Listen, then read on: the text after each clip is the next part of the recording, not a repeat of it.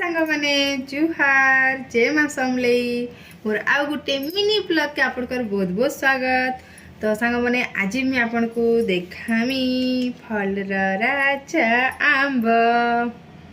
तो सांग माने आपण माने खाइले न कि नहीं जे कहबे कच्चा आम आम ऑलरेडी 2-3 थर खाई सारना चटनी बने सारना। आज भी मुझे चटनी बनाई बाकी से टाइम वीडियो बन ना पार्ली काम बने ना तो खाला बेल थोड़ा से वीडियो ना बने बोली तो फाइवली आज का वीडियो टे कर देसी या देखुन पूरा फ्रेश कच्चा आम आसला न आउ खटाटा नहीं से भलटे पूरा स्वादिया आम तो चटनी चलुन बाटमा आज आ खाएमा आ चटनी तो मोर फेवरेट है आम घर समस्ते पसंद करसन बेसिकर मोर छुआ तो देखुन कितने बेसी नहीं 7टा आम अच्छे तो